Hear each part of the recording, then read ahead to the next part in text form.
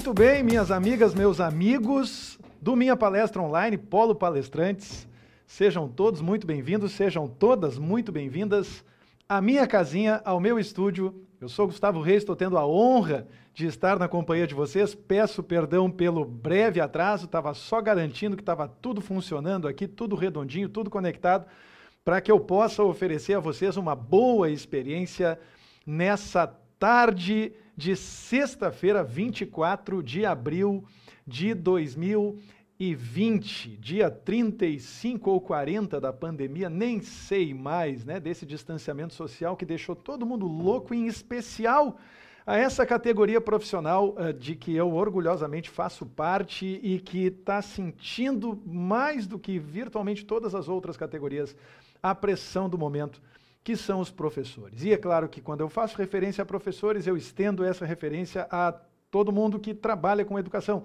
a gestores educacionais, a supervisores, a estudantes, a pais de estudantes, por que não dizer, está todo mundo em altíssima tensão. Quero, antes de mais nada, agradecer ao pessoal da Polo por viabilizar essa oportunidade, ao Denis, à Amanda e todo o pessoal da Polo, com quem eu tive aí a honra e o prazer de passar um par de horas na última quarta-feira, mostrando a eles todas as funcionalidades aqui do estúdio, funcionalidades essas que, direta ou indiretamente, eu trago até vocês na tarde de hoje também. O tema da nossa palestra, o Denis, na verdade, eu estou monitorando, eu não estou monitorando o chat, nem nada disso, tá? Eu vou ter um moderador de alto padrão, que vai entrar na transmissão, inclusive, logo mais, para conversar comigo. Mas, nesse meio tempo, eu só quero deixar registrado que se o pessoal da Polo quiser conversar comigo, quiser falar comigo por algum motivo, mande mensagem no WhatsApp, tá? Eu vou ficar razoavelmente atento, nem tanto assim, no tempo em que eu permanecer em pé,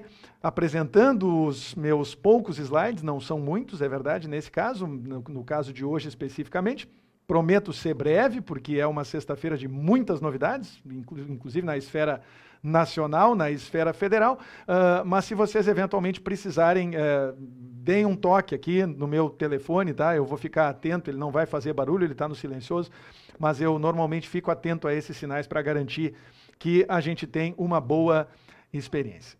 Então, o assunto que nos traz até aqui hoje é o assunto educação online em tempos de pandemia, um tema quentíssimo, como vocês todos podem imaginar. Aliás, esse aqui não é o meu convidado ainda. Esse é o assunto educação online em tempos de pandemia. Eu vou pedir licença para sair desse assento onde eu estou agora e ir até uma das minhas câmeras. O estúdio é multicâmera, eu sempre faço questão de frisar isso, é o mesmo estúdio onde eu trabalho regularmente, onde eu dou as minhas aulas, onde eu faço palestras, treinamentos, workshops, e eu tenho essas facilidades, ou essas possibilidades, digamos assim, né, de realizar essas trocas de câmera, tá? Só porque eu disse que tinha como fazer essa troca de câmera, acabou acontecendo de que houve alguma questão relacionada aqui ao meu controle. Vamos ver se agora vai voltar ao normal. Não, eu tenho que só fazer uma configuração de variável aqui. Já vi exatamente o que está acontecendo. Vocês me deem só um minutinho que eu já vou conseguir fazer esse switch. Deixa eu ver uma coisa aqui. Come up. É isso aí mesmo. Muito bem. Deixa eu ver uma coisa. Está aqui. Muito bem. Deixa eu só voltar para cá. Tem alguma outra? Só um minutinho que eu vou dar uma verificada aqui no meu controle de câmera para ver o que está acontecendo, certo? Se unlocked. Entendi. Layer set. Lock layer set. Estamos na entrevista ainda, Gustavinho. Vamos tirar essa entrevista daqui. Beleza, muito bem. Agora conseguimos. Beleza, finalmente passar para a câmera 1. Maravilha, estamos em sintonia. Vocês estão vendo que eu estou usando aqui a identidade visual do Estúdio Matemática. É claro que esse não seria o caso, né? Se estivesse realizando uma palestra para uma organização qualquer, para a empresa, de que vocês façam parte do quadro de colaboradores, né? Só deixei aqui porque, afinal de contas, é o que normalmente acontece quando eu dou as minhas aulas. E o que nós temos para tratar hoje é isso aqui. Palestra do dia 24 de abril de 2020, Educação Online em tempos de pandemia. Vou ser breve, porque logo em seguida eu vou abrir aqui um layer de entrevista para a gente conversar e vocês poderem fazer as suas perguntas. Eu acho que a riqueza desse encontro, ainda que breve, ela reside principalmente na oportunidade de vocês fazerem perguntas, te endereçar e tentar, por experiência, ajudar vocês a resolverem ou a desatarem esse nó enorme do mundo da educação online em tempos de pandemia. Está todo mundo muito tenso, está todo mundo muito inseguro. Pessoas que normalmente trabalham nos contextos presenciais, nesse momento, estão se vendo forçadas a trabalharem muitas vezes sozinhas, por mais que muitas vezes o estar sozinho represente até mesmo um desejo não correspondido, não é verdade? Para quem está em casa e está sendo interrompido por familiares, por demandas domésticas, né? Mas fato é que a pessoa está trabalhando sozinha em casa, de frente para um computador, em uma circunstância que é, na imensa maioria das vezes, absolutamente nova para ela. A gente se prepara, normalmente, no mundo das licenciaturas, no mundo da educação, para trabalhar em contextos presenciais. E ninguém nos diz que nós estamos falando de esportes diferentes. Eu gosto muito da comparação. Existem duas modalidades olímpicas que se assemelham. Existe o vôlei de quadra e existe o vôlei de praia. Não necessariamente o jogador ou a jogadora que prosperou, que teve uma trajetória campeã vencedora no vôlei de quadra, consegue fazer a migração natural para o vôlei de praia e vice-versa. Porque por mais que sejam esportes semelhantes, esportes em que há equipes separadas por uma rede e há uma bola e a ideia é não deixar essa bola cair no chão, as habilidades e as competências que a pessoa tem que ter para vôlei de praia e vôlei de quadra não são exatamente as mesmas. Existe algo em comum, mas não são as mesmas habilidades e competências. E isso agora ficou claro, eu imagino, da maneira mais flagrante, da maneira mais contundente possível, que é na prática. É quando a pessoa que vinha jogando vôlei de quadra é obrigada a jogar uma temporada de vôlei de praia sem que houvesse qualquer período de adaptação. Gente, até no automobilismo, quando as pessoas mudam de categoria, se um piloto sai da Fórmula 1, vai para a Fórmula Indy, se sai da Fórmula Indy, vai para a Fórmula 3, é necessária uma adaptação. E esse tempo de adaptação ninguém teve. O resultado disso se resume a 3 palavras-chave que eu escolhi colocar aqui para vocês. A primeira delas é a da insegurança. Nós estamos fora da nossa zona de conforto. Portanto, é natural que a gente se sinta muito inseguro. Essa insegurança, ela associada à pressão de que foram vítimas, e eu me atrevo a dizer vítimas mesmo, os professores, especialmente no início desse processo, quando não havia clareza relacionada a verdadeiramente nada, quando nós não sabíamos qual era, e até de certa forma não sabemos com certeza, mas já temos um pouco mais de densidade nas informações. Mas não sabíamos quanto tempo o isolamento social, o distanciamento ia durar, não sabíamos qual era o grau do quão contagiosa de fato era essa a doença, a Covid-19, né, relacionada ao novo coronavírus. Taxa de letalidade também não sabíamos até que ponto o distanciamento social e o isolamento eram de fato a melhor resposta. Alimentávamos esperança de que uma solução, uma saída rápida pudesse ser encontrada. Toda essa insegurança relacionada ao cenário de saúde, que está inserido em um contexto social que tem ramificações econômicas, políticas, também educacionais, naturalmente contaminou os professores. E nesse momento, nesse contexto de insegurança, nós professores, somos forçados muitas vezes a abandonar uma zona de conforto representada pela sala de aula e passarmos a, né, de certa forma, compartilhar as nossas mensagens a partir de uma nova mídia que representa, por correlação, como eu falei para vocês, analogia, um esporte diferente daquele que nós estamos acostumados a jogar. Esse cenário de insegurança, naturalmente, se traduz em muita ansiedade.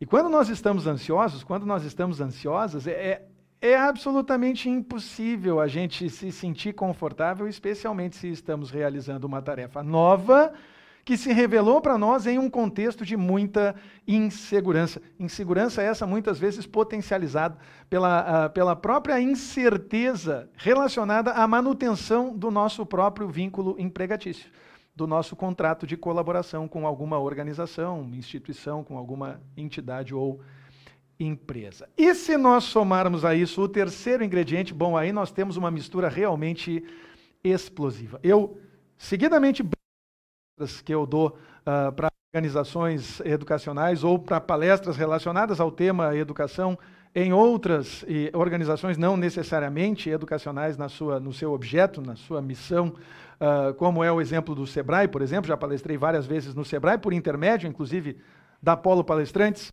Muito grato à equipe por cada uma dessas circunstâncias, mas eu sempre brinco nessas situações, quando eu tenho a oportunidade de conversar com professores, ou com gestores educacionais, ou com supervisores, diretores, enfim, com pessoas relacionadas a esse nosso meio, que as três substâncias, os três materiais mais resistentes já descobertos até hoje na história da humanidade são o diamante, o titânio e o professor.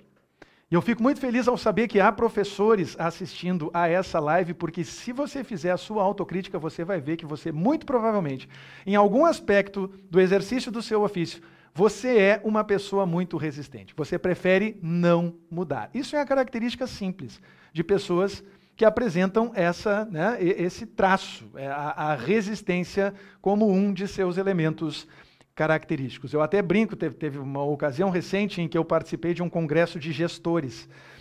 Não havia professores, né? Havia, claro, professores que também eram gestores na plateia, ou seja, pessoas que faziam a gestão educacional, direção, supervisão, coordenação nas escolas. Eu disse, olha, vocês querem apavorar os professores de vocês já na segunda-feira, quando vocês voltarem para a escola? Vocês querem tocar o terror? Vocês façam o seguinte, entrem na sala dos professores com uma camiseta onde se lê a inscrição, as coisas irão mudar. Só isso. E não diga nada, só entre, você diretor, você gestor, você coordenador, entre na sala dos professores ostentando essa camiseta. As coisas irão mudar. Vocês vão ver o pânico, o ódio, a discórdia dominar aquele ambiente, muito provavelmente com um efeito que vai se propagar ao longo de vários dias, porque não existe nada que gere mais a ansiedade do que o potencial rompimento dessa resistência. E nesse caso, essa resistência foi rompida à força. E não só isso, de surpresa. Vocês entendem? Nós temos todos os ingredientes, portanto, para semear o pânico, verdadeiramente, é uma categoria profissional inteira. Pânico esse potencializado, como eu disse, pela pressão que o professor sofre da escola, pelas entregas, que tem que ser rápidas e tem que ser de qualidade, dos alunos, que muitas vezes comparam aulas que foram feitas a toque de caixa por esses professores com as aulas que eles estão acostumados a assistir no YouTube e que normalmente são revestidas de enorme qualidade de produção. E, em terceiro lugar, acabam levando pressão até dos pais dos alunos, que acabam servindo como espelho da insatisfação dos filhos e das filhas. Então, vocês observem que nós temos um cenário complicado, emocionalmente complicado, antes de ser um cenário tecnicamente complicado. É um cenário emocionalmente nebuloso, movediço. E é a partir dessa luz que eu quero apresentar duas observações para vocês. Eu quero trazer referências de duas outras áreas que eu acho que são importantes, antes de fazer uma síntese breve de um webinário que eu realizei na semana passada, por conta própria, sobre como fazer lives educacionais, porque eu acho que essa síntese que eu estou prestes a fazer pode ser útil para você que é gestor, para você que é diretor e que está acompanhando essa palestra online, possa levar essas referências para os seus professores. Para os professores, especialmente, que estão realizando atividades online síncronas, ou seja, ao vivo, conectando, se conectando das suas casas com os seus alunos, como, via de regra, tem acontecido na medida em que a carga horária, bem ou mal, a distância, ela continua tendo que ser respeitada no Brasil. Por mais que já haja conversas tentando, eventualmente, até flexibilizar isso para o ano de 2020. Então, a primeira coisa que eu faço questão de trazer para vocês são lições que nós, da educação, podemos aprender com a turma do marketing. E aí eu sou mais específico ainda com a turma do marketing digital, com a turma e são muitos, se vocês procurarem na internet, são muitas as referências nessa área, são muitas pessoas que trabalham ajudando pessoas a venderem produtos digitais, mas o discurso, de certa forma, ele tem algum grau de uniformidade, pelo menos em termos daquilo que é fundamental e que eu acho que tem algo a ensinar para a educação nesse momento. Por um motivo muito simples. A educação agora está concorrendo lado a lado com toda uma variedade de opções de entretenimento que estão disponíveis 24 horas por dia, enquanto as pessoas estão em distanciamento social. E no momento em que a gente tem a educação de um lado e o entretenimento do outro, se esse entretenimento está se beneficiando dessas ações e dessa clareza relacionada ao marketing que é necessário para que isso aqui gere entusiasmo, então a educação não tem saída. A educação, para poder jogar, vai ter que aprender as regras do jogo. Aí eu faço questão de frisar.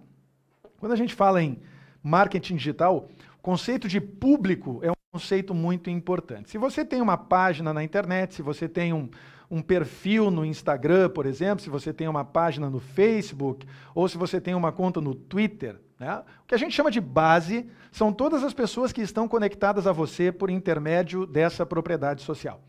Tá bom? Então, se você tem uma conta no Facebook, por exemplo, uma página no Facebook, o número de curtidas daquela página representa a sua base. Você vai ter lá 500, 1.000, 2.000, 5.000 curtidas. Essa representa a base do seu público, ou em inglês nós chamaríamos de audience, que se traduziria como audiência em português. Então, meu público base é representado por todas as conexões que eu consegui reunir por intermédio de qualquer uma das minhas propriedades sociais. Só que toda vez que eu publico alguma coisa, essa coisa que eu publico não atinge uniformemente todo mundo que está na minha base. Nem todo mundo vê o que eu publico. Essa decisão de quantas pessoas vão ver, inclusive, não está sob nosso controle. Essa é uma decisão tomada dinamicamente, em tempo real, pelos algoritmos que decidem quem vai ver o que nas redes sociais. E, consequentemente, tudo aquilo que a gente publica atinge apenas um subconjunto do público, representado pela nossa base. E esse subconjunto, numericamente falando, representa o nosso alcance. Então vamos supor que eu tenho uma página que tem 1.000 curtidas, para ficar fácil de fazer a conta. Eu publico algo.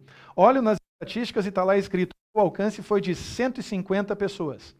Significa que das 1.000 pessoas que correspondem à minha base, 150 pessoas, apenas 15%, viram, de fato, tiveram exposição àquela publicação. E você observa que nós já estamos afunilando um pouco o nosso resultado numérico em relação à nossa base.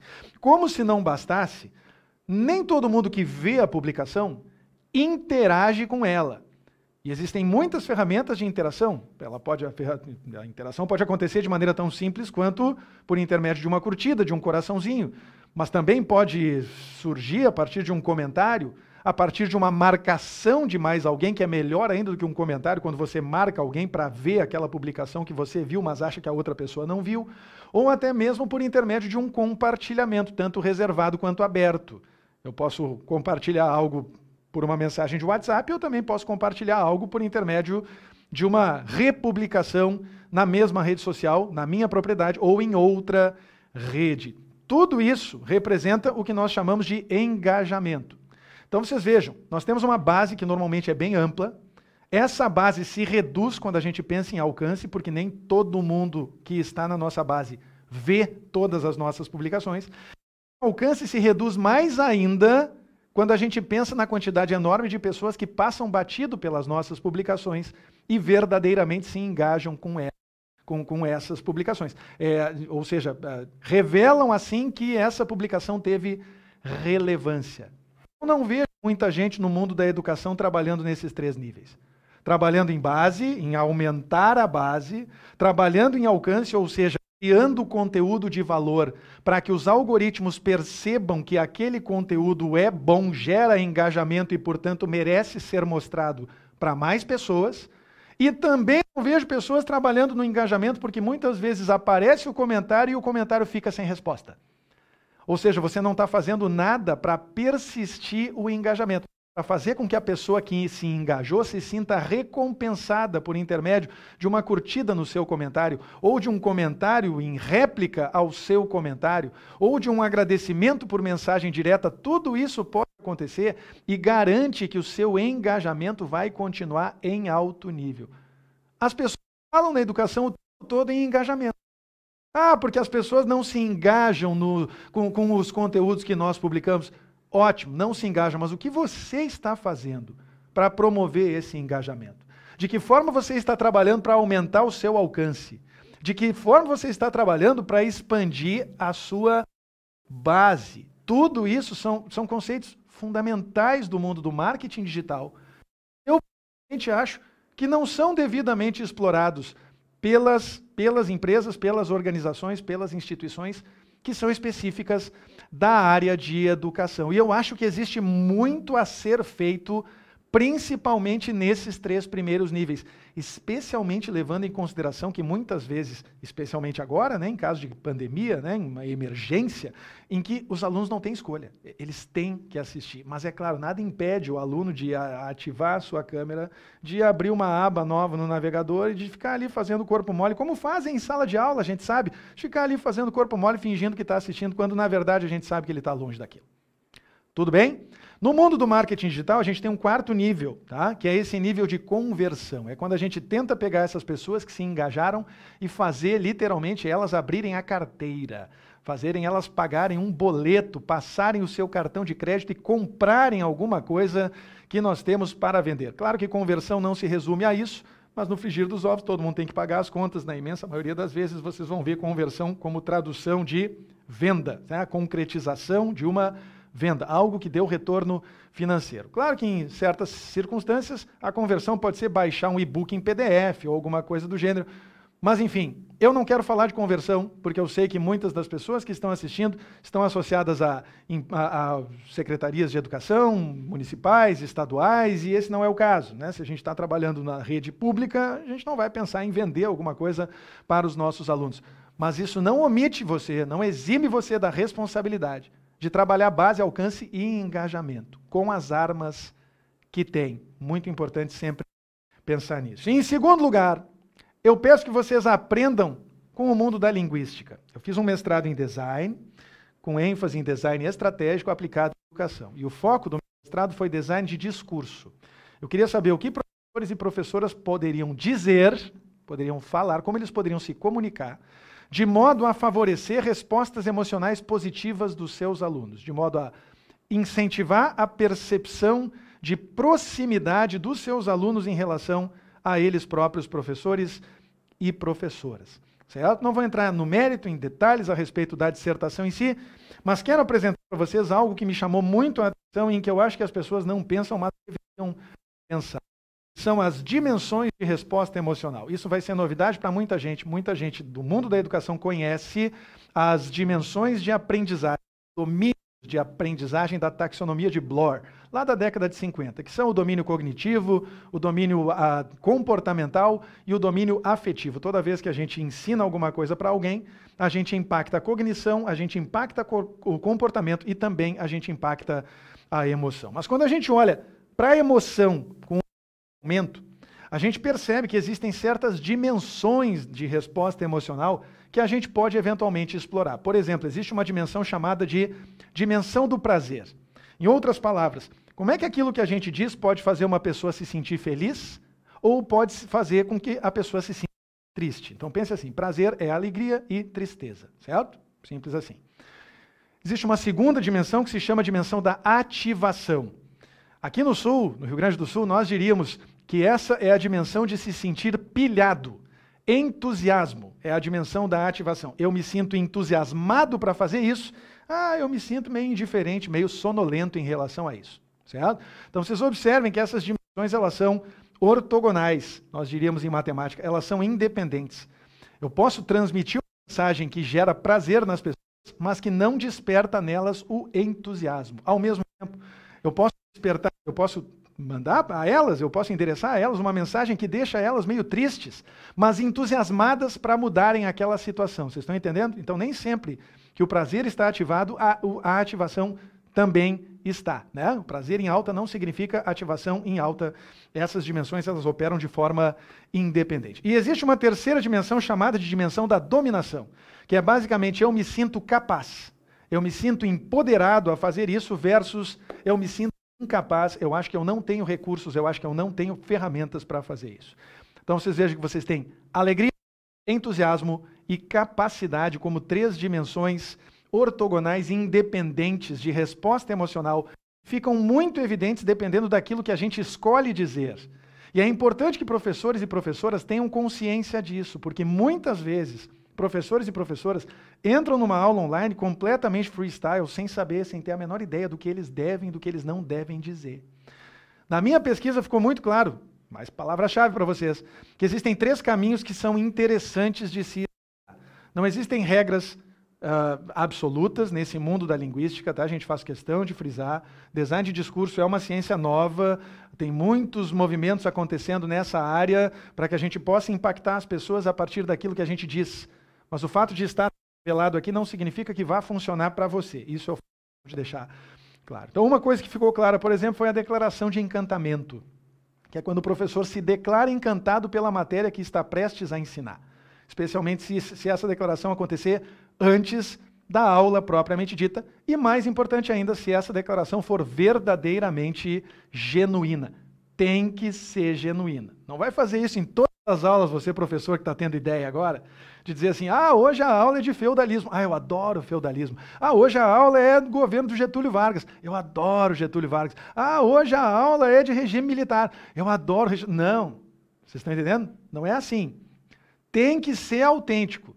Se for autêntico, as pessoas percebem a autenticidade e, naturalmente, por incrível que pareça, aumentar a probabilidade de que venham a prestar atenção. Eu ia dizer, e vão prestar mais atenção, mas isso também não é uma certeza, tá? É tudo chance, é tudo probabilidade. A gente trabalha com cenários tentando favorecer certas respostas emocionais, tá bom? Em segundo lugar, imposição de disciplina, por incrível que pareça. Se eu disser para vocês, se eu estivesse no YouTube agora, e dissesse para vocês assim, curta o meu canal agora, se inscreva no canal. Eu não vou continuar essa aula se você não se inscrever no meu canal. Estou esperando. Já se inscreveu? Ainda não? Mas que cara de pau, hein? É muita cara de pau. Se inscreva agora no canal se você tem alguma dignidade. Vocês estão entendendo? É uma imposição de disciplina que quem está assistindo acha no mínimo curiosa, porque afinal de contas está acontecendo em um contexto em que a disciplina não pode realmente se impor, mas ao mesmo tempo revela uma chamada para a ação, revela uma intenção de quem está dando a aula que aumenta a probabilidade de que aquela ação será realizada. Tudo bem? Então, se vocês querem que alguma coisa aconteça, vocês têm que dizer o que vocês querem que aconteça, e de preferência de maneira enfática, de maneira contundente. Vai por mim, nesse caso especificamente, as evidências elas foram muito reveladoras. E em terceiro e último lugar, procure manter a informalidade. Eu sei que isso é muito difícil nos primeiros minutos, mas se você mantiver a informalidade, é muito provável mesmo, que o seu resultado seja bem melhor do que caso você tente modular sua voz como se estivesse falando no rádio, sabe? Se você estiver tentando interpretar um personagem diferente de quem você é na sala de aula em que você atua normalmente, tá? Isso é difícil, exige uma prática, mas eu garanto a vocês, cada aula que a gente dá faz a gente se sentir um pouquinho melhor, especialmente com consciência.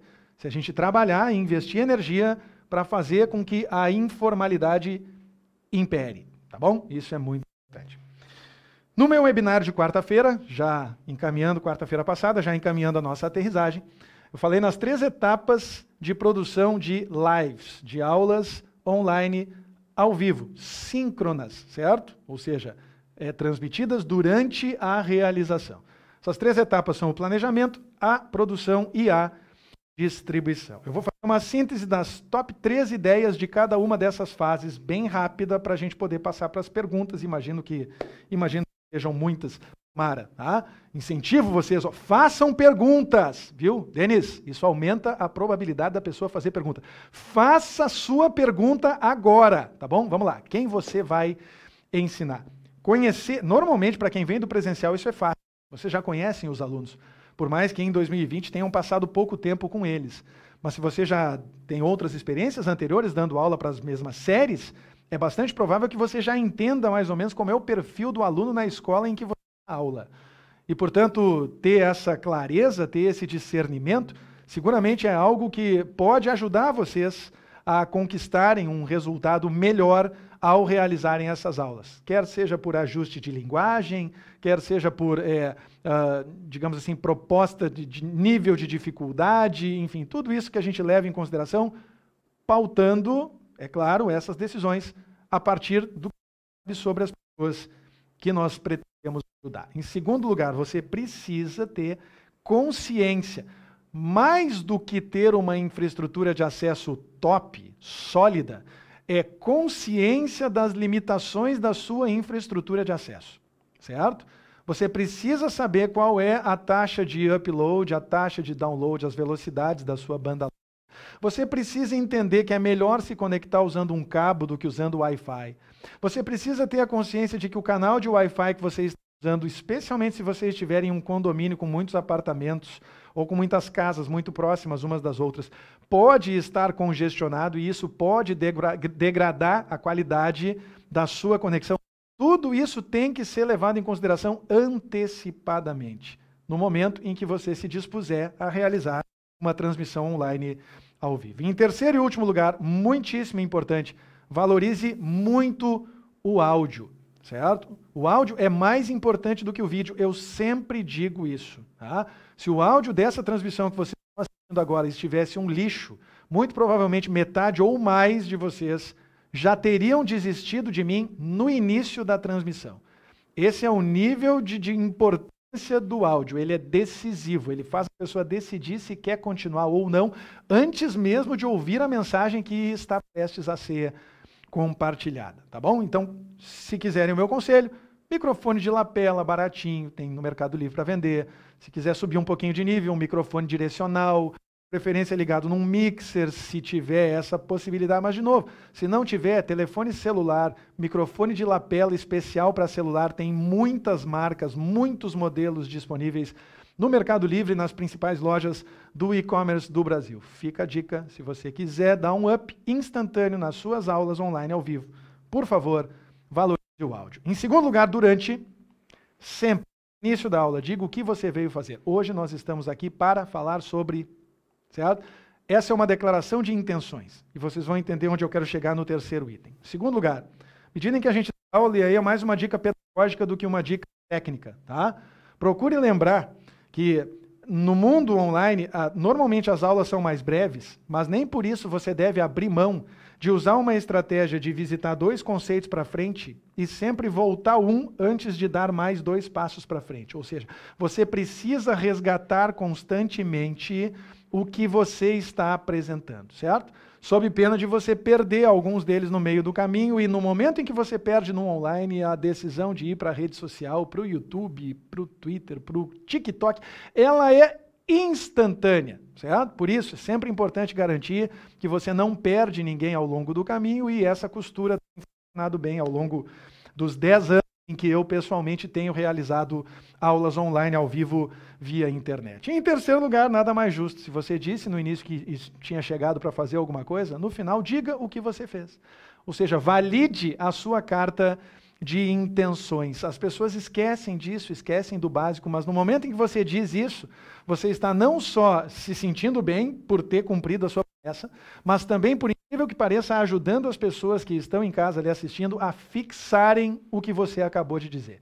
Essas sínteses, esses resumos são muito importantes para que as pessoas mantenham a sua perspectiva enquanto se dedicam à educação.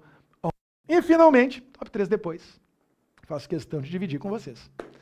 Todo o conteúdo que vocês produzirem numa aula online ao vivo, ele pode ser reaproveitado. Não existe nenhum bom motivo para isso não acontecer. Então, se você eventualmente gravou uma aula de 1 hora, nada impede que você mesmo picote essa aula usando um software de edição de vídeo, são vários, muitos gratuitos disponíveis por aí, tá? Um software de edição de vídeo que lhe permite cortar um pedacinho de um certo vídeo, certo? Renderizar esse vídeo usando uma taxa de compressão bem alta, usando uma resolução baixa que compatibilize esse vídeo com compartilhamento via WhatsApp, por exemplo, e que você mande esse vídeo para os seus alunos usando uma rede social ou um sistema de mensagens instantâneas, como se fosse um highlight. Entendem? Tipo, ó, os destaques da última aula estão aqui. Aí tem esse pedacinho de vídeo, esse pedacinho de vídeo, esse pedacinho de vídeo, coisa que a pessoa assiste em 2 minutos, mais 3 minutos, mais 1 minuto.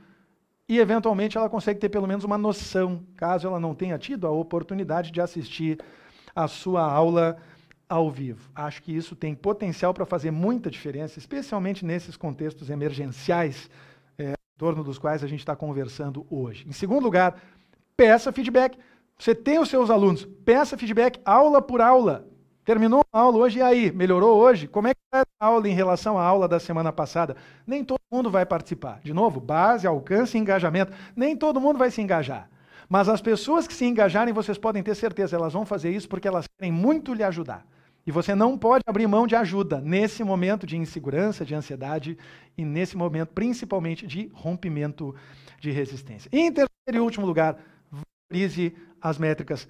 Essa não é uma palestra sobre métricas. Enquanto eu estava preparando esse conteúdo aqui, eu fiquei pensando, gente, eu podia fazer uma palestra só sobre métricas, para as pessoas entenderem o que realmente importa, o que realmente não importa, quando a gente olha para todos aqueles números, naquela maluquice toda que aparece nos relatórios, né, que a gente tem acesso logo depois de cada uma das nossas transmissões, ou eventualmente até mesmo de publicar um vídeo pré-gravado. Mas é muito importante que vocês valorizem essas métricas para ver até que ponto a base está aumentando, o alcance também, o engajamento foi bom, não foi, se as pessoas se conectaram à atividade de vocês de maneira síncrona e permaneceram ao longo de bastante tempo. Existem muitas métricas que vocês podem investigar nesse nível.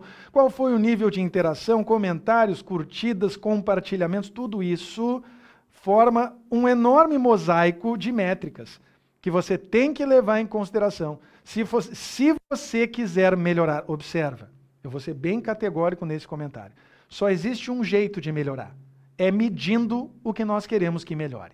Me perdoem se eu estou parecendo cartesiano, são quase 30 anos dando aula de matemática, mas eu acredito no que reza a minha cartilha, tá bom? Se você não medir, você não tem como saber se melhorou. Ah, mas é quantitativo, é qualitativo, não importa, vai ter que medir. Pedir feedback também é uma maneira de medir, por mais que os comentários sejam qualitativos na sua essência, né? Gostei, não gostei, gostei mais, gostei menos, a gente não pode colocar em escala. Mas é absolutamente importante, fundamental, eu diria, vocês levarem em consideração as métricas à medida em que vocês constroem a sua trajetória. Eu espero seja de muito sucesso no mundo da educação online. Muito bem, considerando a brevidade do tempo, eis que nesse momento eu declaro encerrada essa sessão preliminar. Nós vamos nesse momento agora, deixa eu sair daqui, muito importante, nós vamos nesse momento agora voltar aqui para minha câmera 2 e eu vou ver se o meu convidado já está a postos aqui, para que a gente possa começar essa conversa e eu possa ter uma noção, né, do que aconteceu, porque na verdade eu estou sem nenhum feedback nesse momento, em tempo real, e eu vou descobrir agora, conversando com o meu querido amigo Denis Pena, o que aconteceu, se as pessoas estão com a gente ainda, Denis, se as pessoas não desmaiaram, não estão desacordadas com essa overdose de informação desse professor que fala como se fosse o locutor do futebol. É só entusiasmo, tá? É emoção, Denis. Seja bem-vindo ao meu estúdio.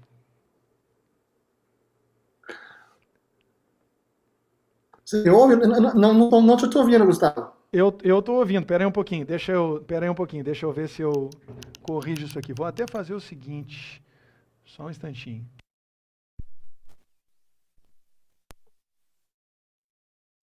Fazer uma breve reconexão aqui com o Denis, vamos ver.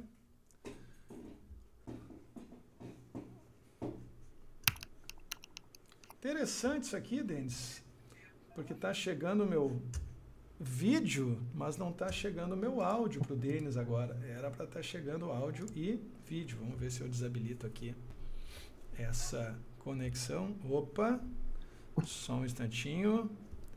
Vamos fazer o seguinte. Vamos fazer uma meia sola aqui. Vou ligar para o Denis no WhatsApp, que daí ele conversa comigo pelo WhatsApp aqui, não tem problema.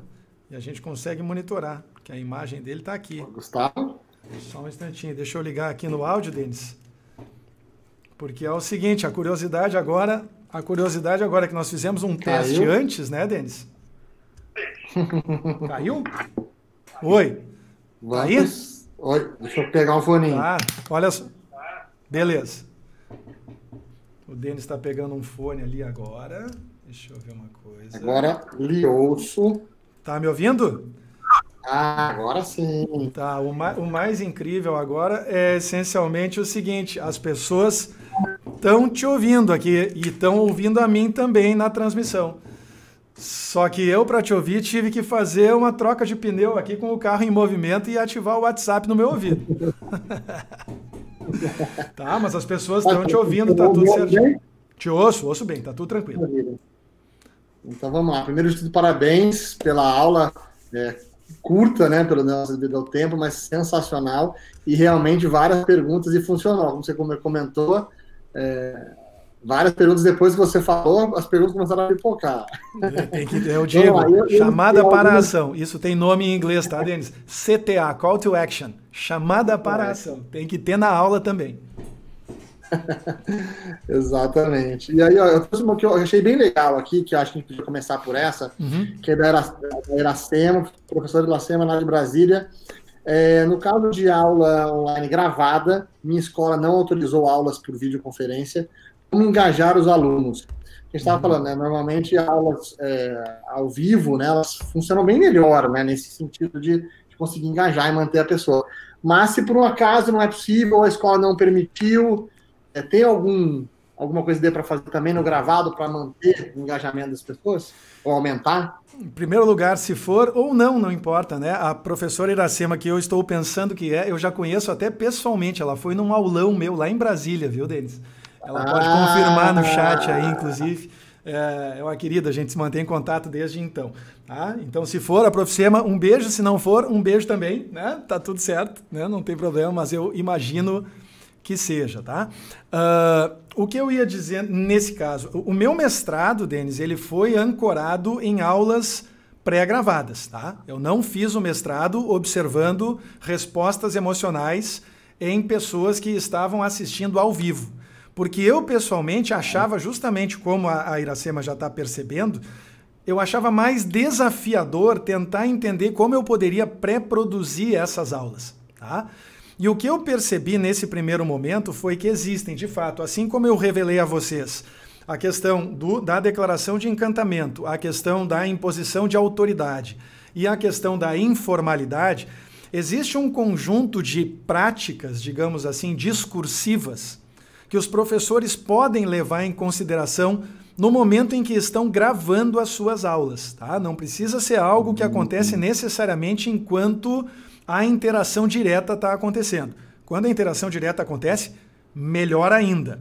As duas recomendações que eu daria no caso para a Iracema são: número 1, eu tenho todo o prazer em compartilhar o link, inclusive, para a minha dissertação de mestrado. Tá? Eu posso colocar isso na tela agora, inclusive, Denis, só tem que fazer uma atualização aqui num link para poder mostrar, mas já faço isso agora mesmo. Mestrado. Leia a minha, tem que ser no imperativo, tá vendo? Dissertação. Assim, beleza. Tá? E aí agora já vou então colocar na tela aqui o display link para cima. Tá? Olha só, Iracema, estude.link/mestrado, tá? Só um detalhe, ela respondeu aqui no chat, é ela mesma. Ela, tá? né? Professema. Ela ficou super feliz de você ter lembrado. Professema, eu sigo ela no Instagram, pô, o professor tem que prestar atenção, né? Mas olha só, estude.link/mestrado, tá, prof? Essa aí tem a minha dissertação, não precisa ler tudo, tá? Leia só a parte dos resultados da pesquisa, consolidando as descobertas relacionadas aos aspectos discursivos, tá? A introdução tem uma fundamentação teórica que pode ser legal para quem está colocando isso em prática no assíncrono, né, para vídeos pré-gravados. E as considerações finais, eventualmente, alguma coisa pode. Mas não precisa ler todas as minúcias dos detalhes né, de como a pesquisa foi construída, né, Denis? Que, afinal de contas, é uma dissertação de 150 páginas, né? Por mais que a gente tenha tempo, né, agora no distanciamento nesse social. Momento. E a segunda coisa, prof. Sema, seja breve, duas coisas juntas, na verdade. Seja breve e peça feedback. Se você dá uma aula de 50 minutos no presencial, você tem que dar essa mesma aula em 20 minutos no máximo no online. E de preferência não faça um vídeo de 20 minutos, faça 2 vídeos de 10 ou então 3 vídeos de 7. Entende, Denis? Que é justamente para a gente apresentar o conceito e já propor atividade de fixação e já vai correndo para, sabe, para outra, para uma atividade em grupo mediada por intermédio de um chat ou alguma coisa do gênero. Mas a verdade é, a gente não pode ter a falsa expectativa de que a gente vai ter com eles o mesmo tempo que a gente tem normalmente em sala de aula. Até porque o período de 50 minutos é uma ilusão, né, Denis? A gente sabe disso de outros carnavais. 50 minutos, mas tem troca de professor, tem professor pedindo para aluno fazer silêncio, a gente pede para os alunos fazerem exercícios e tudo mais, e a gente sabe que dos 50 de fundamentação teórica, a gente investe no máximo 20, 25 em cada um desses períodos, né? E o resto a gente já distribui para as outras atividades, até porque professores hoje em dia normalmente têm a consciência coletiva de que a gente não consegue segurar a atenção deles por 50 minutos. Por mais que a gente se vista de Carmen Miranda e vai rodar a baiana lá em cima do palco, né, cara? Tem uma dúvida minha, na verdade. O que eu percebo é assim, o online, o ao vivo, na verdade, ele tem uma vantagem que é a questão da interação, e que conta muito nesse tempo, né? Você conseguir estar ali interagindo, pedir para a pessoa fazer uma interação, mande uma pergunta, faça tal coisa, ok. Mas o gravado, ele também pode ter essa interação, né? Você conseguir fazer um misto entre o gravado e, por exemplo, ainda mais se a gente conseguir fazer aquela questão de ter a hora específica da transmissão, não ser assistir a hora que a pessoa quiser. Você consegue ter interação e o professor naquele momento está ali interagindo também numa rede social ou algo do tipo. Você acha que isso é uma estratégia que pode ajudar? Eu não só acho, como eu estou endossado nessa opinião pelas pessoas que trabalham com criadores de conteúdo do YouTube, tá, Denis? Coincidentemente, essa semana eu estava dando uma navegada no canal do YouTube Creators, tá? São os criadores mesmo. Eles têm um canal dedicado a orientar os criadores de conteúdo.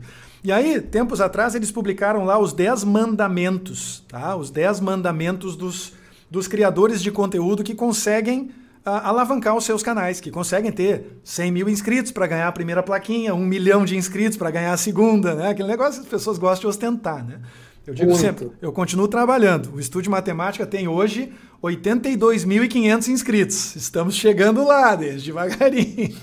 Mas é demorado, né, cara? Não é uma coisa de uma hora para outra. E os criadores de conteúdo, eles são, o pessoal que orienta os criadores, eles são muito enfáticos, tá? Com relação a justamente isso. Aos criadores incluírem a comunidade usando esses mecanismos de interação nas decisões, em algumas das decisões que são tomadas relacionadas ao canal. Vou te dar um exemplo, tá? Existe uma coisa comum nos Estados Unidos que os caras chamam de batalha de rap, tá? Quando, né, tem um criador brasileiro, inclusive, se chama Muçulmano, que faz isso. E aí ele convida pessoas que são celebridades em outros canais para fazerem batalha de rap com ele. E aí no final ele sempre pergunta, coloque nos comentários quem ganhou a batalha de rap. Cara, vocês não têm noção do que acontece. Só porque ele convida as pessoas a participarem da conversa. Tem um canal que faz isso nos Estados Unidos, semelhante, mas faz usando atores, naturalmente, mas confrontando personagens históricos. Tá? Então tem, por exemplo, a batalha de rap do Gandhi contra o Muhammad Ali. Imagina, né? Os personagens, os atores estão lá caracterizados e tudo mais.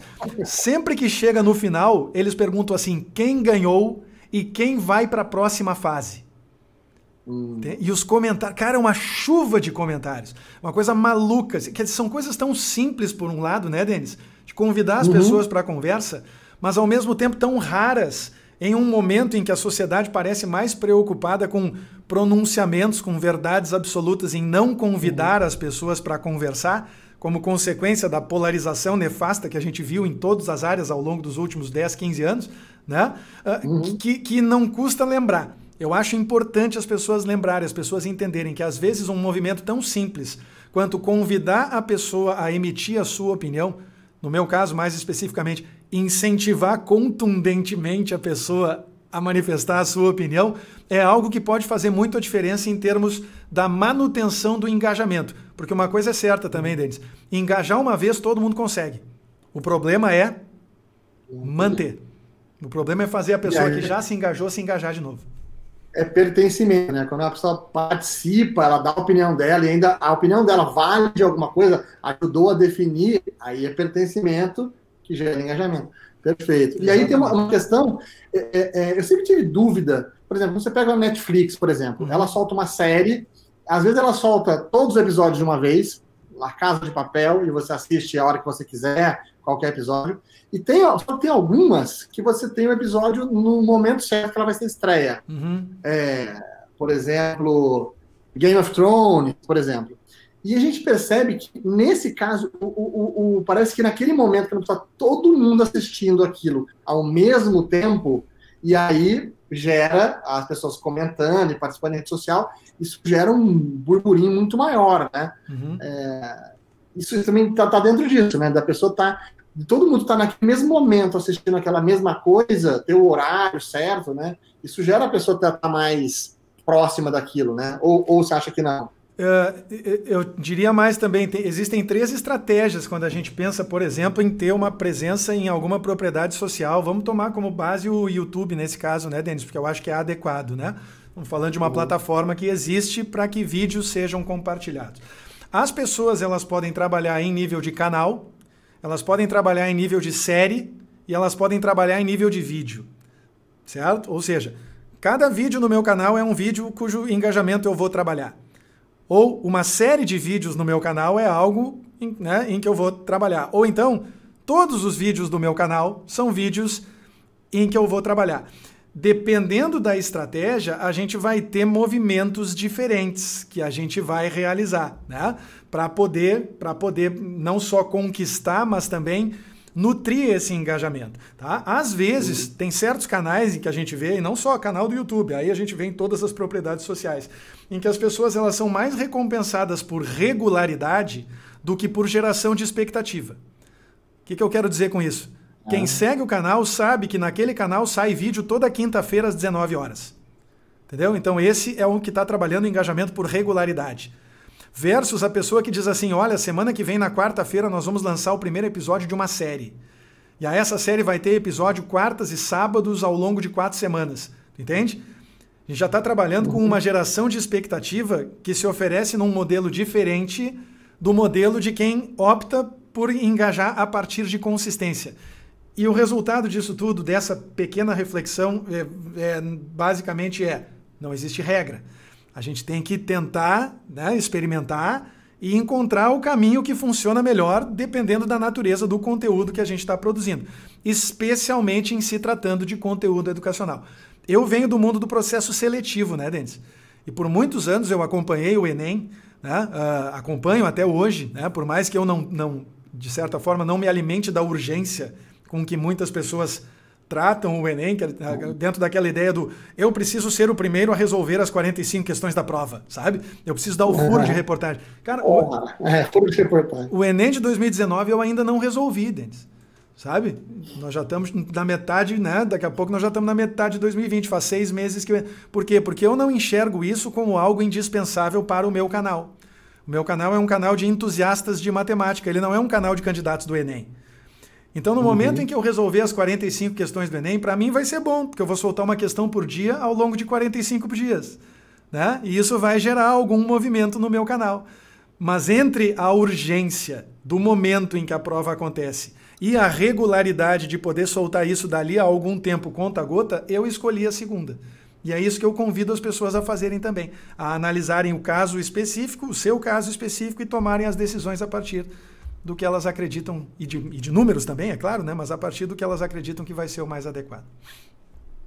E aí, também, pegando 2 perguntas aqui que fizeram, conectando 2, né? Deixa eu só achar os nomes aqui. Ó. Foi do professor Sérgio Dias, e que ele comenta assim, ó, sou professor há mais de 50 anos e não entendo nada de computador, estou sofrendo para montar aulas online.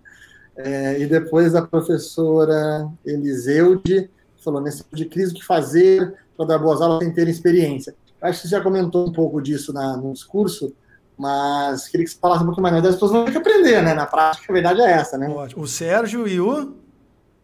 Eliseude. Eliseude. Eliseude, isso. Professor Sérgio, professor Eliseude, muito obrigado pela participação.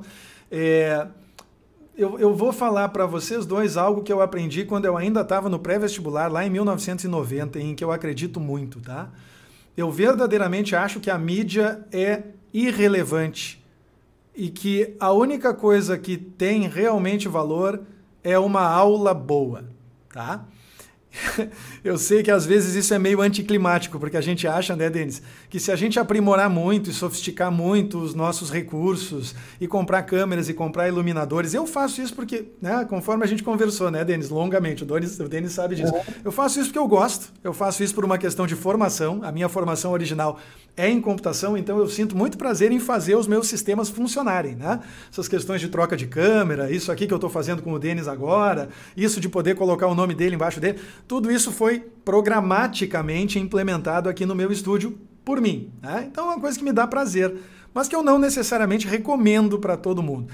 Então o que eu acho, assim, ó, eu fico pensando, o professor Sérgio tem 50 anos de sala de aula, Denis, ele aprendeu bastante. A probabilidade de ele não dar uma aula boa é baixíssima.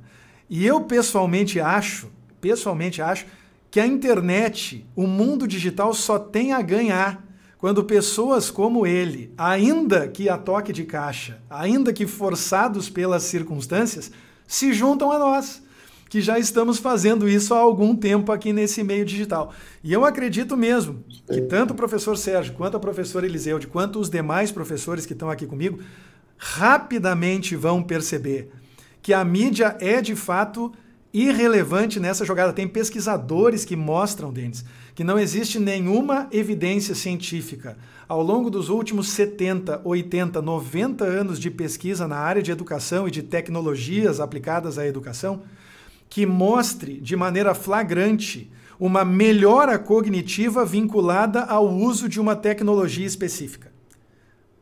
Quase um século de pesquisa, tá? Ou seja, quando surgiu o rádio, não ficou melhor do que antes quando era pelo correio. Quando surgiu a TV, não ficou melhor do que quando veio o rádio. E assim sucessivamente. Tem sempre um próximo que vai revolucionar tudo, né? Cara, se fosse qualquer uma dessas soluções fosse revolucionária, bom, você já assistiu eu dizendo isso em palestra, se qualquer uma dessas soluções fosse verdadeiramente revolucionária, nós já teríamos revolucionado a educação nos últimos 150 anos. Os resultados não seriam pífios como continuam a ser. O que nós precisamos é de aula boa, o que nós precisamos é de formação docente, é de capacitação do professor. Eu vou morrer batendo nessa tecla. Tá? Eu estou com 45, espero viver pelo menos mais 45 para continuar batendo nessa tecla, Denis, de que o que a gente precisa é de aula boa e, ao mesmo tempo, mostrar aulas boas para que professores que ainda não as dão consigam dar. E nesse sentido, eu fico muito feliz de passar a ter a companhia, especialmente do professor Sérgio, com seus 50 anos de sala de aula. Liga a câmera, professor Sérgio, e dá aula. É só disso que a gente precisa.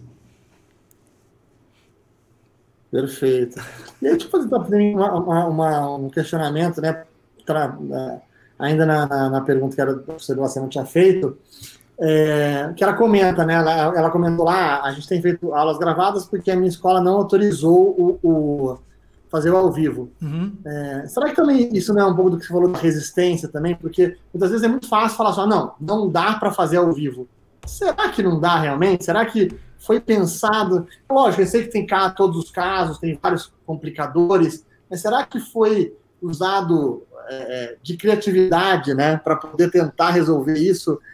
Será que as pessoas também reconhecem que isso pode ser útil, pode ser melhor, né, uma aula ao vivo? Eu não ia comentar, tá? Eu percebi essa nuance, né? Mas estou sendo forçado emergencialmente a comentar pelo Denis, tá? Então, prof. Sema, não me interprete mal, tá? Mas eu realmente acho bizarra essa resolução. Absolutamente bizarra. Ela pode fazer sentido, Denis, em professores de redes públicas que trabalham baseados no interior e cujos alunos são, na sua grande maioria, de zonas rurais, que têm dificuldades, né, de zonas remotas, que têm muita dificuldade de conectividade, se é que essa conectividade existe. Então, claro que quando a gente fala em live, a gente já está falando de um recorte, né? A gente não está falando de uma solução universal, tipo, a partir de agora acabou o ensino presencial no Brasil, vamos fazer só live. Bom, muita gente vai ficar de fora. Em um país que não tem saneamento básico, em um país que não tem, né, rede de água e esgoto, que não, né, energia elétrica em alguns lugares, é um negócio complicado, tá? Mas, por outro lado, se estamos falando de Brasília, se estamos falando de um grande centro urbano, né, não existe nenhum bom motivo da gente não permear, né, da gente escolher não permear as atividades gravadas com pelo menos um punhado de encontros ao vivo. Esses encontros ao vivo, no mínimo, vão servir para fortalecer o vínculo de proximidade entre os professores e os alunos, que é algo que, teoricamente, preocupa muitas autoridades na educação nesse momento, né? Que é justamente o fato de que não está havendo a interação direta cara a cara e, consequentemente, as pessoas começam a ficar temerosas de que eu vou perder o contato com os meus alunos, a gente não vai mais ter intimidade e tudo mais. Pelo contrário, não é preciso estar perto, geograficamente, para se sentir próximo. Todos os professores que prosperaram ao longo de todo esse tempo no ensino online são o testemunho disso, de que você não precisa estar perto para se sentir próximo. E eu acho que no momento em que a gente não reforça as atividades síncronas, a gente está perdendo uma enorme oportunidade de colocar isso em prática. Perfeito. A gente tem vários comentários, várias perguntas, nosso tempo também já esgotou. Eu vou fazer só um último comentário aqui, que eu achei genial. Eu já assisti várias palestras suas, você já sabe, mas... Deixa eu te interromper antes que eu esqueça, porque talvez eu esqueça depois, te peço desculpas. Eu vou pedir que vocês deem um print ou façam um copy-paste de todas essas perguntas, tá? Porque depois, pelo relatório de participação, a gente tem os e-mails e aí eu faço questão de responder cada uma delas por e-mail. Tá? Para que ninguém fique sem resposta. O chat inteiro, todas as conversas do chat, te mando o chat todo. A gente combina, o time da Polo vai fazer acontecer, tá? Eu faço a minha parte, o time da Polo faz acontecer. Beleza. Mas o que eu ia comentar, assim, que eu já assisti várias palestras suas, né? Mas essa parte eu nunca tinha visto e me chamou muita atenção, esse comparativo entre com a aula, né, educação, com o marketing digital. E eu fui fazendo esse paralelo, o que chama muita atenção é que faz todo sentido, e até eu nunca ter visto ninguém ter falado isso antes, porque qual que eu acho o maior ponto de contato entre os dois? O que o marketing, o digital, mas qualquer um, né, o marketing como um todo, ele faz? Ele busca atenção. Ele quer ter a atenção do cliente final para o produto que ele quer vender. Ok. Educação. Talvez qual que é o ponto principal do professor? Eu mesmo, acho que é a atenção. Acho que o ponto principal não é necessariamente entregar conteúdo, é ganhar a atenção para entregar um conteúdo e aquilo realmente funcione. Acho que essa conexão faz tudo, parte por aí, né? A atenção é um dos pilares, né? Eu parto sempre do princípio, Denis, de que existem 3 maneiras das pessoas remunerarem o conteúdo digital que elas consomem na internet hoje em dia, tá? Essas 3 maneiras são por dinheiro, né? Pode ser um curso pago, pode ser uma atividade paga, por conexão, ou seja, quando a gente consegue se conectar a alguém que, por sua vez, tem muitas conexões, né? Que é quando alguém que tem, sei lá, 5 milhões de seguidores no Instagram resolve compartilhar espontaneamente uma publicação nossa. Oh, pelo amor de Deus, pagou, né? Pagou por intermédio desse meio campo, dessa conexão. E um terceiro item que é justamente o item atenção. Tá? Se a pessoa prestar atenção em você, ela já está pagando. Isso é muito importante. Porque no momento em que ela presta atenção em você, isso fortalece a possibilidade, isso aumenta, é sempre chance, né, cara? Eu sempre volto para as probabilidades, para as chances. Porque o que a gente faz hoje em dia é isso. Nós somos negociadores de chances, nós somos negociadores de atenção. Tá? Então toda vez que você consegue fazer com que uma pessoa passe 10 minutos assistindo a um vídeo seu que está sendo transmitido ao vivo na internet, e 10 minutos é um verdadeiro latifúndio de tempo, é a eternidade em se tratando de internet, considerando a quantidade de estímulos e de elementos de sedução que estão permanentemente atuando sobre a pessoa, notificações que ela recebe no celular, enfim. Você sabe como isso funciona. Se você consegue atrair e reter a atenção dessa pessoa, essa pessoa está lhe pagando. Porque isso aumenta muito a probabilidade de que esse engajamento vai persistir e não só isso, de que eventualmente essa pessoa não vai lhe remunerar só com atenção. Ela vai lhe remunerar com a conexão na sua própria subrede e talvez ela também tenha uma chance maior de lhe remunerar com dinheiro, porque no final das contas, né, todo mundo precisa, de um jeito ou de outro, pagar as contas, né? Eu digo sempre, professores já têm essa aura de missionários, né, Denis? Sabe? De que professores... você escolheu ser professor, então você vai usar sandálias o resto da vida e você vai fazer filantropia, porque afinal de contas, esse é um caminho missionário. Franciscano. Você não está autorizado a ganhar dinheiro? Não, pelo contrário. Eu acho que professores têm uma chance ótima, realmente muito grande, de serem dignamente remunerados. Não é ficar rico, multimilionário, mas de terem uma remuneração digna a partir daquilo que produzem no meio digital. Remuneração essa que muito provavelmente não vai ser atingida no meio presencial, pelo simples fato de que para poder ser contemplado com uma remuneração como essa, o professor teria que trabalhar 120, 160, 200 horas por semana. E a gente sabe, bate no teto quando chega em 40. Se passar de 40, começa a reclamação, o casamento afunda, não tem tempo para os filhos, sabe? Porque vai ter que corrigir prova no fim de semana, preparar a aula no sábado, corrigir prova no domingo, e a vida dos professores vira um inferno. Então, de novo, eu acho muito importante que as pessoas que estão realizando esse primeiro movimento para o online, para o digital, e aí voltando para a tua pergunta relacionada à atenção, Denis, que as pessoas não só entendam que é exatamente esse o ponto que conecta o marketing digital à educação, é essa preocupação com a atenção, mas principalmente, assim como vale no marketing digital, que a gente se preocupe mais em oferecer conteúdo de valor que justifique essa atenção do que, em primeira instância, com a grana que pode entrar eventualmente lá no final do funil. Entende? Porque às vezes as pessoas entram com a preocupação invertida. Elas entram pensando na grana. E aí é o caos. Porque quem pensa o tempo todo na grana não consegue produzir conteúdo de valor.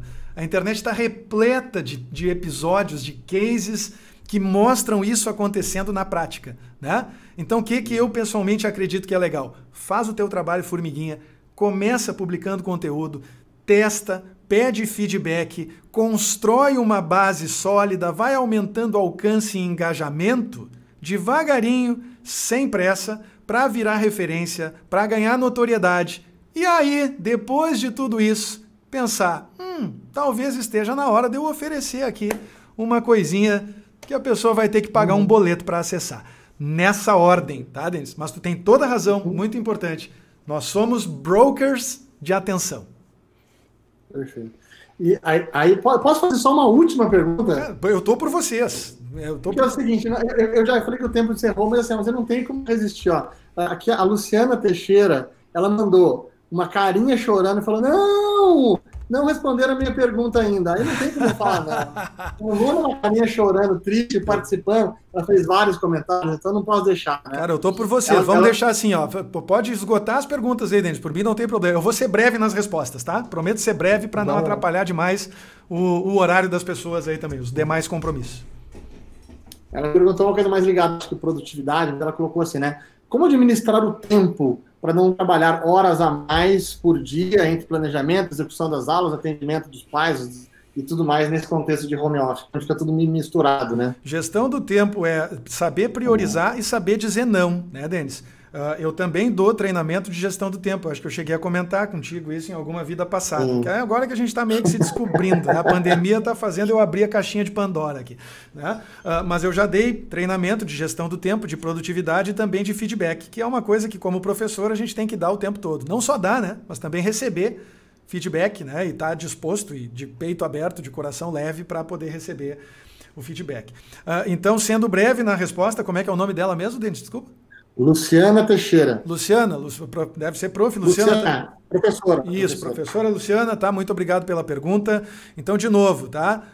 Procure fazer algumas buscas na internet, tá? Sobre gestão do tempo e produtividade. Não esqueça dessa palavra, porque com gestão do tempo e produtividade, certamente o conteúdo vai envolver algum grau de priorização. A questão não é fazermos tudo o que nós temos que fazer. A questão é termos clareza em relação àquilo que nós mesmos temos que fazer, termos clareza em relação àquilo que nós não vamos fazer agora, vamos fazer depois, termos clareza em relação àquilo que nós não vamos fazer, mas vamos entregar para alguém fazer no nosso lugar, porque aquilo é importante, e mais do que nunca termos clareza também para recusarmos, né? Para sabermos aquilo que nós vamos ter que dizer não, especialmente em tempos de pandemia. O Denis sabe, eu acabei chegando aqui, né, como eu sempre tenho feito, um pouco estourado no meu horário da tarde aqui, né, Denis? Porque até as 2 da tarde eu tenho afazeres domésticos, essa é a minha rotina de pandemia. Eu tenho uma filha de 1 ano e 2 meses, hoje eu dei banho nela, coloquei pra dormir. Tempo. Não, é uma loucura, né, cara? Mas pelo amor de Deus, tudo de bom, meu biscoitão, coisa melhor do mundo. Mas ao mesmo tempo, eu tô tendo que espremer, prof. Luciana, as minhas 9, 10 horas de trabalho diárias de produção que eu realizava aqui dentro no estúdio até a pandemia acontecer, em 6. Isso exige escolhas, né, Denis? Eu não tenho como fazer tudo ao mesmo tempo, né? Hoje eu optei por fazer essa live aqui com vocês. Eu não tenho como gravar vídeos ou tipo ter produção de conteúdo para as minhas redes sociais e vamos ficar em banho-maria mais 24, mais 48 horas até quando der. Então isso faz parte da minha gestão de prioridades. E aí, enfatizando, o aspecto mais importante da gestão de prioridades, dentro daquilo que for possível, né, professora? Porque a gente sabe que nem sempre é, mas dentro daquilo que for possível, é ter desenvoltura e paz de espírito para dizer não. A palavra não é libertadora para quem vai fazer gestão do tempo. É verdade. Ó, como você deu liberdade, então, eu vou fazer mais algumas perguntas aqui. Ó. Na verdade, a professora Juliana, ela resgatou um assunto que a gente falou lá atrás, quando você falou das métricas, né? Ela perguntou, mas quais seriam essas métricas? Não ficou muito claro para mim. Inclusive, ela fez depois um outro comentário aqui, elogiando a sua resposta lá para o professor Silvio. Acho que nós vamos ter que fazer um workshop de métricas, né, Denis? Vamos ter que pensar nisso, tá? Porque, na verdade, o nome dela é? Juliana. Professora Juliana. Professora Juliana. Vamos lá. Existem muitas métricas, tá, professora Juliana? Mas eu faço questão de frisar que existem algumas métricas, tá, que são conhecidas nesse mundo das métricas e do monitoramento de mídias digitais. Aliás, esse é o nome da disciplina, tá, Denis? Em que eu dou aula na pós-graduação em marketing digital na Unicinos, tá? Métricas e monitoramento em mídias digitais, tá? MMMD. Tá? E aí, mídias digitais, entram mídias que são sociais e entram mídias que não são sociais também, na sua essência, mas predominantemente sociais. Existe uma série de métricas que são chamadas de métricas de vaidade. Tá? Por que são métricas de vaidade? Porque a única coisa que elas alimentam é a nossa vaidade. Tá? Eu tenho, por exemplo, um perfil no Instagram que se chama Estude Matemática e que reúne hoje 140 mil seguidores, tá, Denis? A grande maioria das pessoas que estão lá por causa da matemática. Não tem a minha foto, não tem Estude Matemática com o professor Gustavo Reis, não tem nada disso. É Estude Matemática, uma comunidade de entusiastas em matemática. É assim que está escrito na bio, tá? Se você gosta, vai gostar mais ainda. Se você não gosta, vou fazer você gostar. De novo, no imperativo. Você não posta foto sem camisa na piscina, essas coisas não tem. Foto de comida, essas coisas não rolam. Aí eu passaria a ter 1.400 seguidores em poucos minutos. Se eu fizesse isso com as pessoas. Pelo amor de Deus. Filme de terror tem espaço, tem lugar. Mas olha só. Então, o que eu estava dizendo com relação a isso? Toda vez que eu publico um meme, Denis, olha que interessante isso. Eu já espero que o meme vá ter pelo menos 4.000, 5.000 curtidas, tá? O meme, certo? Uma piada, uma bobagem que eu encontrei normalmente em algum outro Instagram de matemática, em inglês, traduzi para português e soltei. Isso eu faço com alguma frequência, tá? As publicações que eu faço relacionadas à matemática, elas recebem normalmente 1.000 curtidas, vamos falar proporcionalmente, estamos falando de 140 mil seguidores, tá? Então, para vocês entenderem a proporção, as minhas postagens de matemática, elas vão receber 20 a 30% das curtidas que recebe o meu meme. Mas, em compensação, as minhas publicações de matemática costumam receber o mesmo número de salvamentos que curtidas. O salvar é aquele recurso do Instagram que parece um marcador de livro, sabe? Uma etiquetinha assim, que a pessoa salva para ter uma pastinha com as coisas que ela quer guardar para sempre, né? Ou seja, o que tem mais relevância, professora? A curtida que eu recebo no meme ou o salvamento que eu recebo na postagem sobre matemática? O que eu posso inferir a respeito de quem curtiu a minha postagem de matemática? De repente, o mais provável é que essa pessoa também seja professor ou professora de matemática. e está salvando aquela minha publicação, de repente, para poder... Isso, persona, né, Denis? A gente começa a pensar e tentar criar um outline da pessoa que a gente está servindo, de quem é a pessoa que representa não necessariamente o nosso público-alvo médio, mas principalmente a pessoa que a gente quer servir. E é justamente nesse sentido que eu acho que a gente tem que atribuir relevância para métricas que não são métricas de vaidade, para métricas que são métricas verdadeiramente relevantes, pautadas pelos nossos objetivos de negócio. Tá? Então, por exemplo, a gente pode dizer assim, se você vende alguma coisa, algum produto digital na internet, tá? Você pode observar, por exemplo, a taxa de conversão, né? Que é uma coisa que é comum. A gente faz anúncios, esses anúncios são exibidos para certas pessoas, e aí, de repente, você encontra lá, eu obtenho uma taxa de conversão de 2%. Você diz, 2% é ótimo. Mas aí você vai ver o custo por conversão e, de repente, o custo por conversão está em R$50. Diz assim, pô, mas como assim? O 2% não era bom? Não é bom se você estiver levando em consideração o caminhão de dinheiro que está levando em consideração, que está tendo que colocar no anúncio para poder obter esses 2% de conversão. Então, de repente, é bom a gente trabalhar com uma conversão menor, mas, ao mesmo tempo, diminuir o nosso custo de aquisição de cliente. Dá para entender?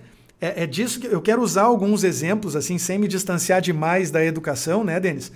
Mas como eu também cuido do marketing e dos anúncios, de tudo do Estúdio Matemática, às vezes eu acabo me entusiasmando e meio que desgarrando para o mundo do marketing digital. Mas o que eu quero é deixar claro para a professora Juliana que quando a gente olha para curtidas, para número de comentários, para número de compartilhamentos, a gente normalmente, quando a gente fala de métricas unidimensionais, que são vinculadas a reações muito simples, a gente, assim, existe uma grande chance de nós não estarmos dando valor para as métricas que realmente importam.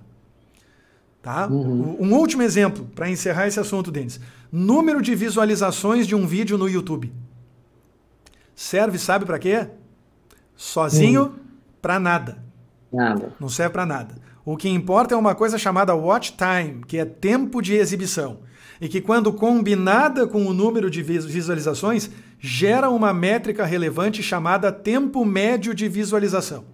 Que é quando você pega todas as horas assistidas e divide pelo número de visualizações. Isso vai lhe dar um resultado lá de 20 minutos, 15 minutos, 10 minutos. Significa que, em média, as pessoas passaram 20 minutos, 15 minutos, 10 minutos assistindo ao seu vídeo. E essa é uma métrica que você quer aumentar, não por vaidade, mas que você quer aumentar porque você sabe que quanto mais tempo a pessoa assistir ao seu vídeo, maior é a probabilidade de que ela vá ouvir a sua mensagem, né? Não só educacional, mas também a sua mensagem de negócios, a sua mensagem de marketing e, eventualmente, possa transitar entre esses 3 tipos de remuneração de que eu falei. A atenção, a conexão e a grana, né? E aí, comentando isso, um caso que eu já presenciei algumas vezes, na verdade, a gente, todo mundo sabe, tem a Palestrantes, né, meu negócio principal, e um dos palestrantes que a gente presencia é o Thiago Nigro, que tem um canal chamado Primo Rico, que ele trabalha sobre educação financeira e tudo mais. E em alguns eventos com ele, eu já presenciei algumas vezes ele falando sobre como enriquecer, não sei o que, investimentos, tá, ensinando sobre isso, e no final, nas perguntas, chega alguém e fala assim, mas você está falando isso, eu acho muito legal, mas no meu caso não se aplica, porque eu sou professor, eu não tenho como enriquecer na minha profissão. E sabe qual é a resposta dele? Eu já vi ele várias vezes falando isso. Ele falou, mas como não? Eu também sou professor. Você acha que eu sou o quê? O que eu faço na minha essência? O que ele faz na essência dele? Ele está ensinando as pessoas alguma coisa. Sem dúvida. A diferença é que ele entende talvez tudo que você está falando e consegue entender essa questão e leva isso para um outro nível, né? E aí o dinheiro funciona dessa forma, né? Mas na essência, a essência é a mesma. É um professor ensinando alguma coisa para alguém. Aí é isso que eu queria visitar brevemente, né, Denis? É cada vez mais difícil a gente definir o que é ser professor, né? O que é ser professor? A menina que tem um canal de maquiagem e que faz automaquiagem no Instagram com 12 anos, o que ela é? Ela precisa de uma licenciatura para ser professora? Pergunta para os 500 mil seguidores que ela tem. Pergunta para a L'Oréal, que está pagando posts, né, para poder pegar as meninas aí com 12, 13 anos. Por mais que a gente fale publicidade infantil, não quero entrar nesse mérito. O que eu estou dizendo é que é um conceito cada vez mais difuso. Né? Se você tem uma competência bem desenvolvida e se você estiver interessado em aprender a desenvolver as competências que são necessárias para que você possa compartilhar o seu conhecimento, então seja bem-vindo, seja bem-vinda, você, assim como eu, é um professor, é uma professora. Pronto. Perfeito. E é só fazendo 2 comentários aqui, ó, que fizeram.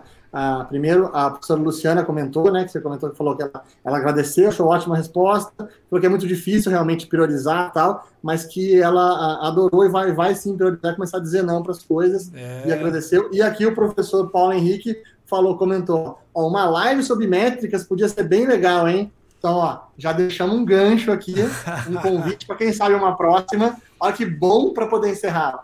Cara, não, o mundo das métricas é um mundo muito doido, assim, sabe? Porque é muito fácil de se deixar hipnotizar. Como é que é o nome dele, Denis? Desculpa.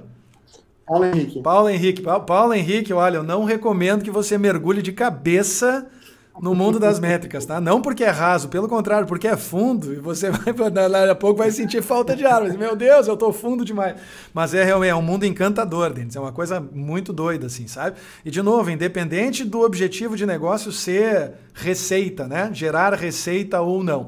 Acho ótimo que as pessoas pensem e que é libertador, né? De certa forma, é um alento, né? Enche a gente de entusiasmo criar em professores a consciência de que eles podem sim ser remunerados dignamente, né? Eu digo, não é ficar rico, Denis. Não é ficar rico, cara, mas é ter a vida digna, que de certa forma está mais ao alcance historicamente de um médico, né? De um magistrado, sabe? De um engenheiro bem-sucedido. É só isso, né? É só não se sentir asfixiado todo mês, né? Mas vamos conversar, eu sou parceiro, eu gosto muito, professor de matemática que sou originalmente, né? Eu não nego que é um assunto que me entusiasma muito também, especialmente quando a gente se distancia, como eu falei para vocês, dessas métricas que são mais rasteiras, e aí a gente começa a combinar elas de 2 em 2, de 3 em 3 e começa a enxergar um pouco mais longe. Maravilha. Professor, muito, muito, muito obrigado por estar aqui com a gente. Acho que, durante os comentários aqui, todo mundo amou, não foi só a gente. Vou te passar tudo depois, mas obrigado por estar aqui e compartilhar um pouquinho nesse momento tão difícil para todos. Pô, eu que agradeço, agradeço a Apolo aí pela promoção, virtualmente sem sobreaviso, em ritmo de pandemia, né, Denis? Conversamos na quarta-feira e aí hoje já está acontecendo, mas que legal, fico muito feliz, espero que as pessoas... De novo, né, não vou rezar conforme a minha própria cartilha. Espero que as pessoas tenham encontrado valor nesse conteúdo, isso era o mais importante. Peço desculpas a quem tinha outros compromissos, que talvez estava esperando que fosse terminar às 5, mas terminou às 5h30. Mas se estão com a gente, é um depoimento, né, Denis? É sempre importante, tá bom? E eu continuo sempre à disposição de vocês. Agora eu vou pedir licença para encerrar a transmissão, fazendo de conta que eu estou encerrando uma transmissão minha. Feito. Tá bom? Eu terminaria assim, ó, Denis. Senhoras e senhores, foi um grande prazer estar na companhia de vocês. Espero que vocês tenham se divertido tanto quanto eu. Muito obrigado pela parceria, pela companhia, pelo prestígio. Qualquer dia desses tem mais. Segundo já disse o nosso guru Denis, qualquer dia desses tem mais para falarmos de métricas ou de algum outro assunto. Mas por hoje era isso. Um abraço. Tchau.